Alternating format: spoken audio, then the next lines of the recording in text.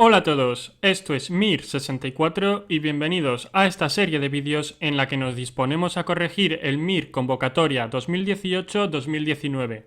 En este séptimo vídeo vamos a ver de la pregunta 136 a la 160, así que empecemos. En la siguiente pregunta nos piden los fármacos que pueden causar nefritis túbulo-intersticial.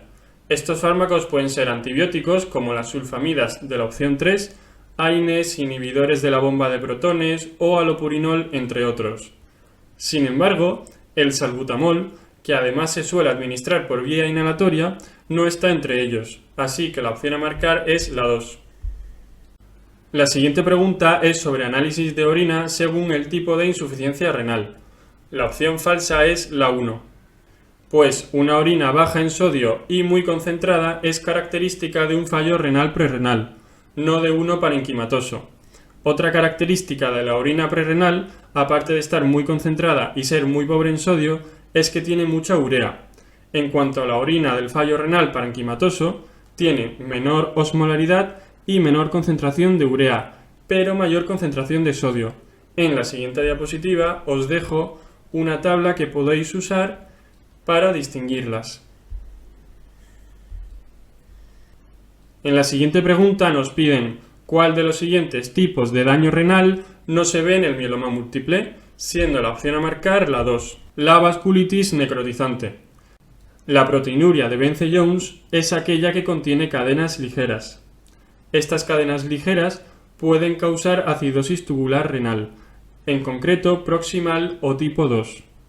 Por último, la hiperuricemia puede aparecer por la destrucción celular durante el tratamiento de esta entidad.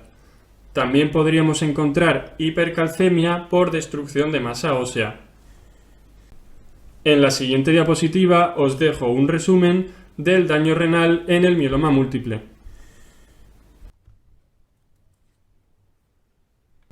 La siguiente es una pregunta que se anuló. Veámosla opción por opción. La opción 1 es incorrecta, pues la nefrotoxicidad por aminoglucósidos se debe a su acción en el túbulo proximal. La respuesta 2 también es incorrecta, pues los inhibidores del sistema renina-angiotensina, IECAS y ARA2 afectan a los capilares eferentes, también llamados postglomerulares. La opción 3 es cierta. Fármacos como los antibióticos son causa de nefritis túbulo-intersticial. La opción 4 también es cierta. La siguiente pregunta es un poco complicada. Tenemos un paciente que desarrolla un deterioro de la función renal a los 10 días de un trasplante renal y nos piden la causa menos probable. El rechazo agudo es frecuente en los 6 primeros meses, así que la opción 1 es correcta. La uropatía obstructiva puede ocurrir por la aparición de un hematoma o un linfocele o por una estenosis ureteral que se haya formado tras la anastomosis quirúrgica, así que la opción 2 también parece lógica. La opción 4 también es cierta, sobre todo la ciclosporina, pero también el tacrolimus son fármacos muy nefrotóxicos por su efecto vasoconstrictor. Sin embargo, la opción 3 es falsa, pues la infección por BK, si ocurre, suele ser casi siempre a partir del primer mes post-trasplante. Os dejo una diapositiva con las infecciones más frecuentes post-trasplante de órgano sólido y otra diapositiva sobre el rechazo de trasplante. En la siguiente pregunta nos piden que marquemos la falsa sobre la hiperplasia benigna de próstata. La opción 1, que dice que la prevalencia histológica es de aproximadamente 50% en la sexta década de la vida, es cierta. La opción 2, que dice que la edad avanzada y la presencia de testículos funcionantes son elementos necesarios para su desarrollo, es cierta. La opción 3, que dice que histológicamente es una hiperplasia del epitelio glandular y del estroma de la próstata, concretamente de la zona transicional, que es una zona periuretral, también es cierta. Sin embargo, el tamaño de la próstata no se correlaciona con el grado de obstrucción urinaria, así que la opción 4 es falsa. La siguiente es una pregunta en la que es fácil liarse. Las hipospadias consisten en la apertura de la uretra en la cara ventral del pene, que causa un cúmulo de piel a nivel dorsal, así que la opción correcta es la 3. La opción 1 hace referencia a las epispadias. Las hipospadias no suelen asociar malformaciones. Son las epispadias las que asocian defectos de cierre de la pared abdominal, como extrofia vesical y diástasis de sínfisis púbica. Así que la opción 2 es falsa. En la siguiente pregunta nos presentan una adolescente en la que en el estudio ecográfico se encuentra ureterohidronefrosis moderada del lado derecho, con jet ureteral vesical bilateral. Esto es compatible con el diagnóstico de reflujo vesículo-ureteral. Para confirmar el diagnóstico haría falta una cistouretrografía miccional, también conocida como CUMS. Recuerdo que el reflujo vesículo-ureteral es factor de riesgo para infecciones urinarias y de forma crónica esto puede causar daño renal, lo cual se puede evaluar con gammagrafía renal con ácido dimercaptosuccínico, marcado con tecnecio 99. Es importante remarcar que la CUMS debe realizarse libre de infección, por lo que se suele esperar entre 4 y 6 semanas desde el episodio de ictus febril. Asimismo, para la gammagrafía renal se suele esperar entre 4 y 5 meses para valorar la presencia de cicatrices renales. En la siguiente diapositiva os dejo una imagen y una tabla para que repaséis el reflujo vesículo-ureteral. La siguiente es una pregunta complicada sobre la prevención de la litiasis cálcica. Se recomienda perder peso, pues la obesidad es factor de riesgo. También se recomienda una ingesta de líquido suficiente para conseguir una producción de orina de más de 2 litros al día y limitar la ingesta de proteínas. Sin embargo, aunque se recomienda limitar la ingesta de alimentos ricos en oxalatos, no se recomienda reducir la ingesta de calcio, pues esto, curiosamente, puede aumentar la incidencia de cálculos de oxalato cálcico. La siguiente es una de las preguntas más fáciles de este examen. Nos presentan una mujer con hematuria macroscópica monosintomática, lo que nos debe hacer sospechar carcinoma uroterial vesical, sobre todo si tenemos en cuenta que es fumadora y que como peluquera es posible que haya estado expuesta a tintes, algunos de los cuales también son factor de riesgo para este tipo de cáncer. Así que la opción correcta es la 4. Hay que realizar una citoscopia, aunque en la ecografía no se haya visto nada sospechoso. La opción 1 es incorrecta, porque esta paciente no presenta poliaquiuria, disuria, tenesmo vesical u otros síntomas propios del síndrome miccional que nos pudieran hacer pensar en una infección de tracto urinario. La opción 2 es falsa porque en una litiasis la hematuria suele ser microscópica, no macroscópica. Además, en todo caso, haríamos TAC con contraste. La opción 3 es falsa, porque el cistocele se trata de un prolapso anterior de la vejiga que suele estar acompañado por incontinencia de esfuerzo, pero no explicaría la hematuria. Recordemos que la incontinencia de esfuerzo es la que aparece durante actividad física o movimientos como toser o levantar objetos pesados. No la debemos confundir con la incontinencia de urgencia, que es ocasionada por contracciones involuntarias del músculo detrusor de la vejiga. En la siguiente pregunta nos piden cómo diferenciar una disfunción eréctil psicógena de una vascular.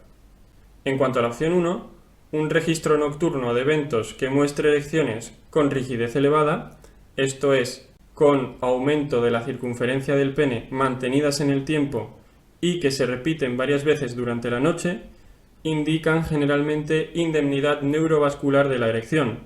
Por lo tanto, en un paciente impotente, un test de medición de rigidez nocturna normal sugiere firmemente la etiología psicológica. En cuanto a la opción 2, el test de inyección intracavernosa de drogas vasoactivas que se suele realizar con prostaglandinas, una buena rigidez mantenida en el tiempo también indica que el músculo cavernoso se relaja adecuadamente y orienta hacia normalidad arterial, lo que nuevamente sería propio de una disfunción eréctil psicógena.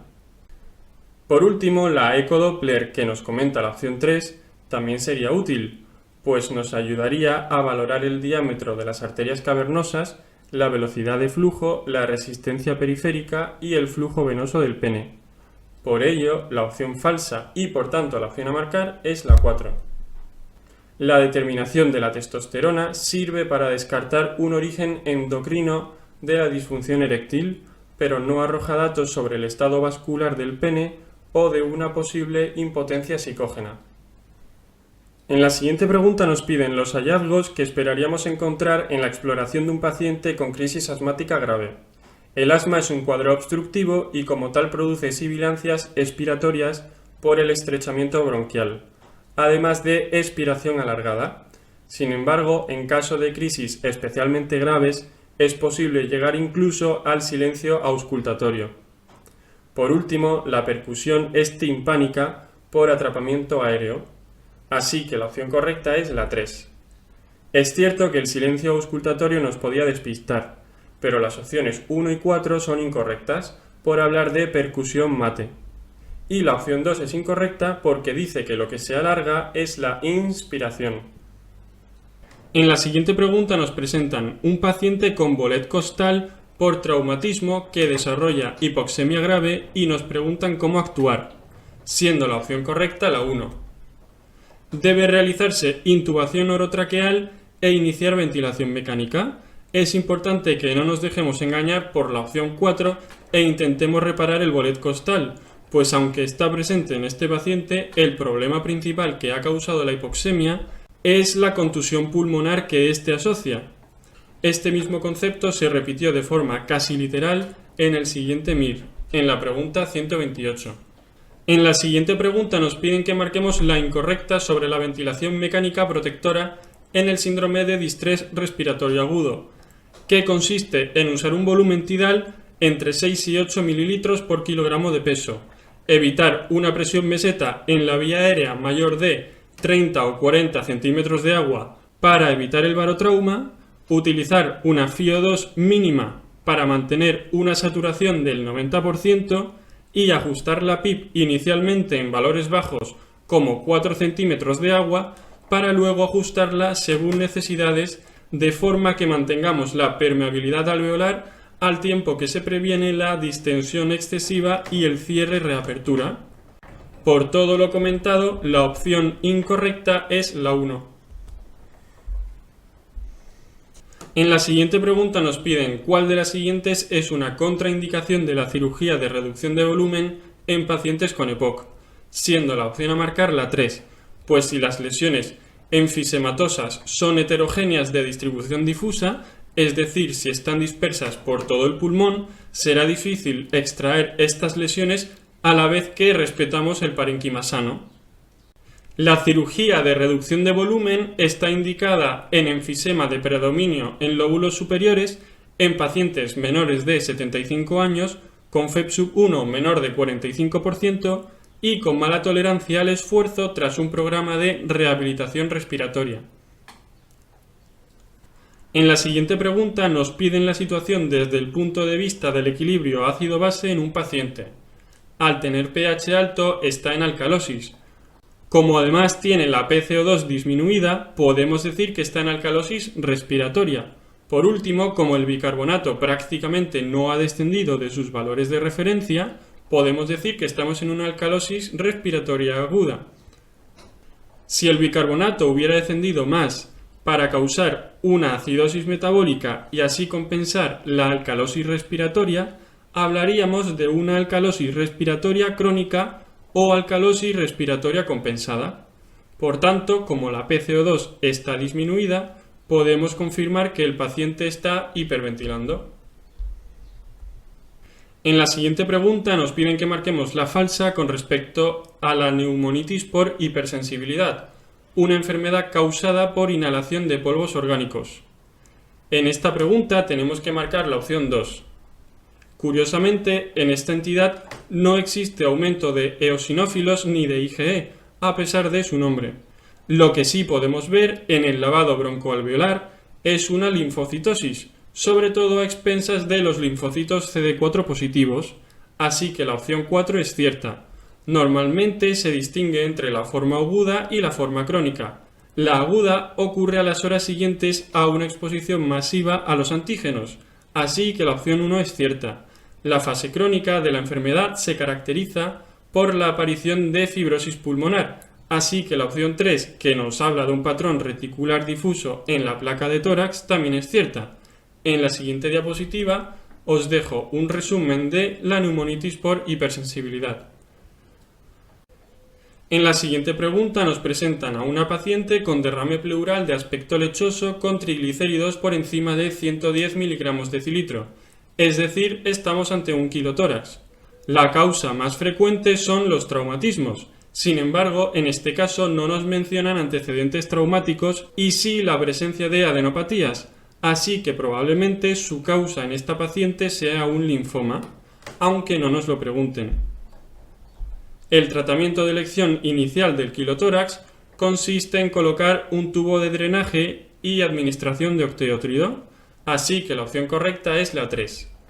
Debemos tener cuidado y no marcar la opción 1, ya que la colocación de una derivación pleuroperitoneal se corresponde con el tratamiento definitivo, que llevaremos a cabo posteriormente, pero no en primera instancia.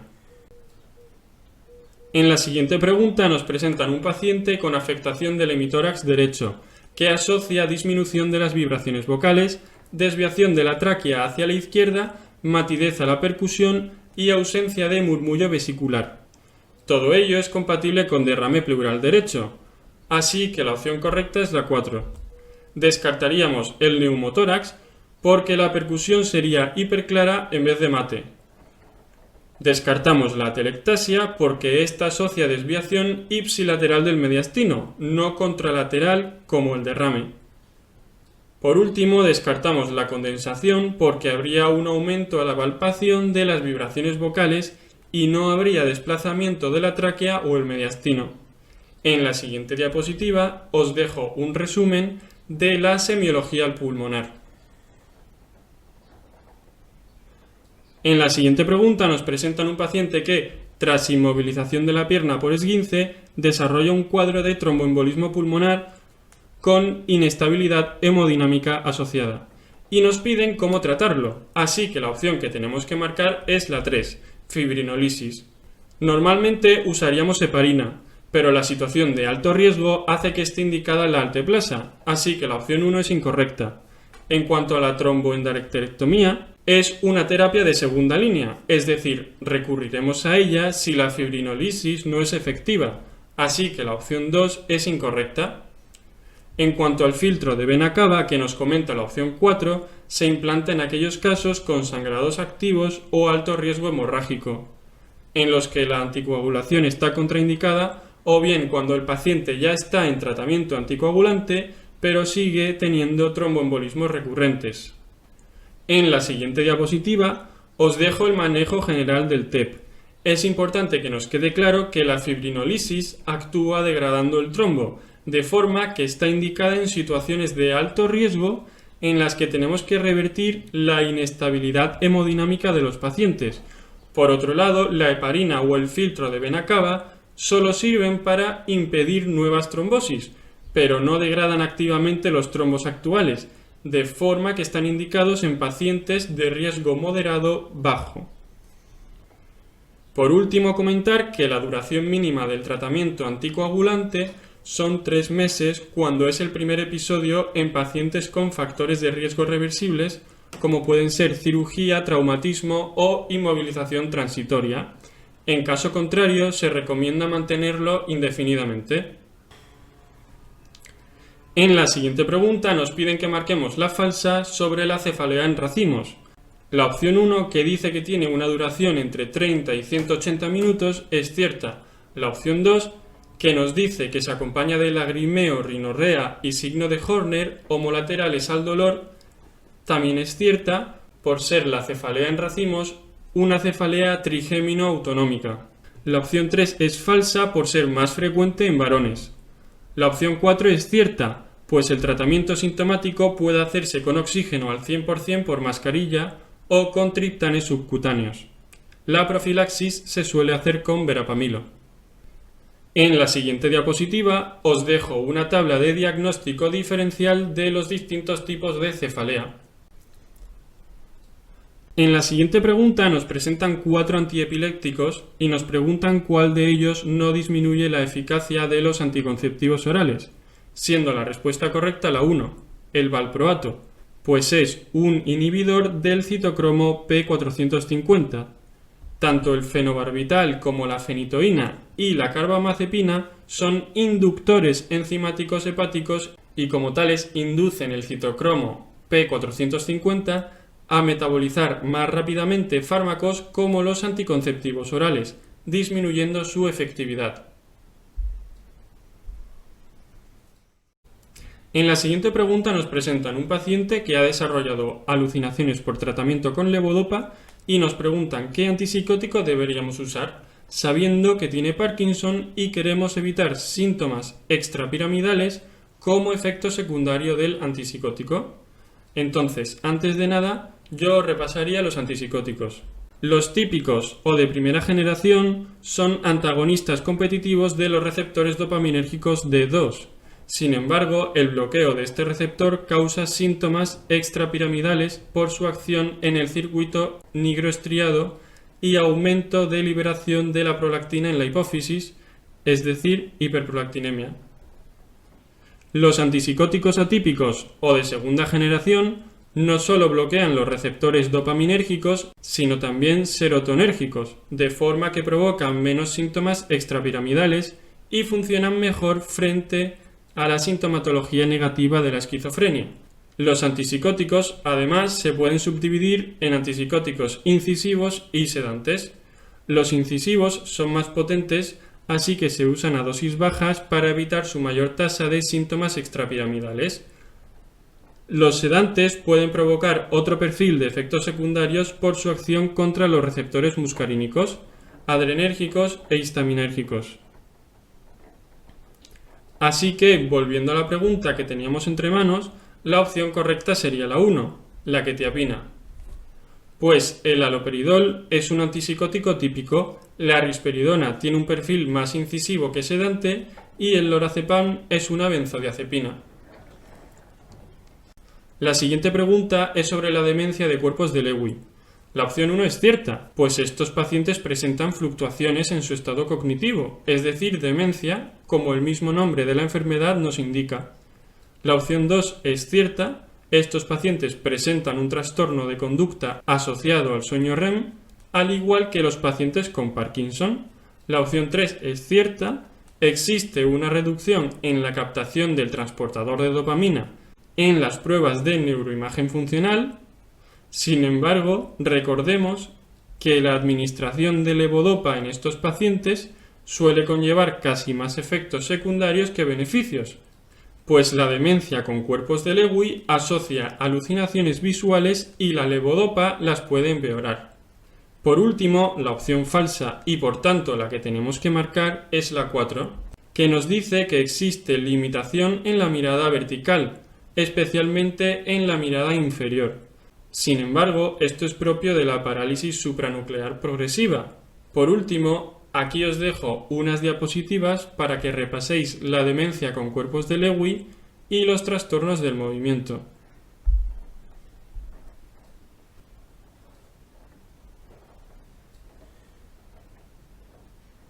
En la siguiente pregunta no es muy complicado darse cuenta de que la opción 1 es la opción correcta, que nos dice que en la miastenia gravis el potencial de acción muscular compuesto inicial producido por la estimulación eléctrica está ligeramente reducido o es normal.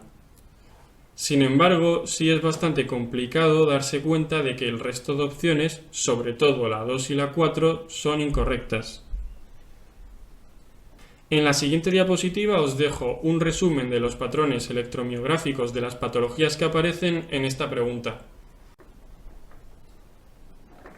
Bien, esto ha sido todo. Muchas gracias por ver este vídeo y si te ha gustado, suscríbete. Un saludo.